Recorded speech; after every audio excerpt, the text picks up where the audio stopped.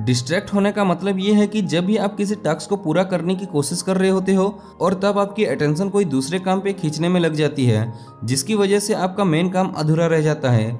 हम डिस्ट्रैक्ट इसलिए होते हैं क्योंकि हमें कुछ ही सेकंड्स के अंदर ही ये डिसाइड करना होता है कि हम अपने प्राइमरी टास्क पर फोकस रखें और लॉन्ग टर्म में कुछ हासिल करने की कोशिश करें, या फिर एक टेम्पररी प्रेशर के पीछा करके जल्दी से अपने आप को सेटिस्फाई कर ले। लेकिन कुछ भी अच्छा अचीव करने में टाइम लगता है, जिसका मतलब अगर हम पॉजिटिव इमोशन फील करना चाहते हैं तो उसके लिए हमें पहला मेहनत करनी पड़ेगी और उसके बाद जाकर हम कुछ अच्छा अचीव करने लगते हैं, तब हम अच्छा फील करते हैं। जिस वजह से डिस्ट्रैक्शन इस फीलिंग को मिमिक करने की कोशिश कर रही होती है। सपोज एक एग्जाम्पल के लिए, अगर आपने एक गोल बनाया कि आज आप 3 घंटे तक पढ़ाई करोगे, तो आपको अपने बारे में तभी फील होगा जब आप अपने गोल्स को पूरा कर लोगे। लेकिन इन 3 घंटे के बीच में जब आप अपनी पेशेंस को लॉस कर रहे होंगे, तब आप एक क्विक डोपामिन की हिट के लिए अपने फोन उठा लोगे और उसमें कुछ फनी एंटरटेनिंग चीजें ढूंढने लगते हो। ये यूजुअली होता है आपकी लैक ऑफ इंटरेस्ट की वजह से कि जो भी आप कर रहे हो वो उतना जरूरी है या अर्जेंट नहीं है, और साथ ही साथ अपने आसपास में इतनी डिस्ट्रैक्शन होने की वजह से। यानी ये डिस्ट्रैक्शन को ओवरकम करने का सबसे सिंपल तरीका होता है कि खुद को डिस्ट्रैक्शन फ्री रखना। और ये काम आप सिर्फ तभी कर पाओगे जब आप अपने काम को पूरा दिल से करना चाहते होंगे, वरना आप चाहे अपना फोन या दूसरी डिस्ट्रैक्शन को जितनी मर्जी आप अवॉइड कर लो, फिर भी टाइम पास के लिए अपनी दीवारों पर उन सराउंडिंग्स को देखने ही लग जाओगे। सो सबसे पहले एक गिवन टास्क को अपने प्रोपोज के साथ जोड़ो।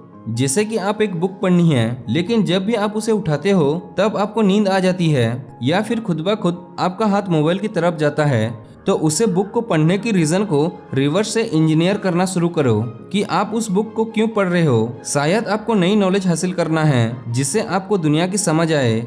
जब आप दुनिया के बारे में समझ जाएंगे तब आप खुद को जान पाओगे, और खुद को बेहतर से जानने से आप अपनी स्ट्रेंथ को सही जगह पर यूज कर पाओगे और अपनी वीकनेस को सही डिसिप्लिन की मदद से ओवरकम कर पाओगे। इस तरह से अपनी वीकनेस को ओवरकम करने से आप उन कामों को कर पाओगे जो आपकी प्रपोज तक पहुंचाने के लिए जरूरी है। अगर आप इस तरह से अपने प्रपोज के साथ पहुंचते जाते हो तो आप हर सुबह एक्साइटमेंट के साथ उठोगे। वजह है डिमोटिव फील करने की, और ये एक्साइटमेंट सकारात्मक होती है और दूसरे लोग भी आपके एनर्जी के टच में आकर बेटर फील करने लगते हैं। जब आप खुद अपने गोल्स की तरफ पूरे पैशन के साथ चलते रहते हो और दूसरे के दिल में भी होप जगाते हो, तब आपकी लाइफ मीनिंग से भर जाती है और लोग आपको रेस्पेक्ट, प्यार, पैसा और रिकॉग्निशन सब देने के लिए तैयार हो जाते हैं। जब आपके पास ये सारी चीजें होती हैं तब आप एक अच्छा पार्टनर को ढूंढ पाते हो, और एक अच्छा पार्टनर और सक्सेस मिलने के बाद आप अपने आसपास ये क्वेश्चन पूछ पाते हो कि आप इन सब चीजों के पार क्या है, और यही क्वेश्चन आपको कई जगहों पर ले जाता है जहां दुनिया के बहुत कम लोग पहुंच पाते हैं, क्योंकि उन्हें हर प्लेजर, हर खुशियां और अचीवमेंट की फीलिंग प्रेजेंट में चाहिए होती है। और यही रीजन था बुक को पढ़ने का। लेकिन जब तक आप अपने किसी काम को पकड़कर उसे सीखने नहीं शुरू करते, तब तक आपको ये समझ में नहीं आती है कि उसे अचीव करने के बाद आपके लिए क्या चीज वेट कर रही होती है।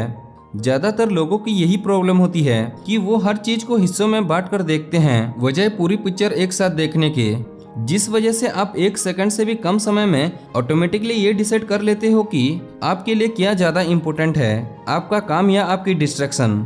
और जब आप अपने काम के पीछे का रीजन नहीं जानते हो तो ये ऑब्वियस है कि आप उसे ऐसा ही ट्रीट करोगे कि उसकी कोई भी अहमियत ही नहीं है। ये मैटर नहीं करता है कि आपको क्या काम करना है।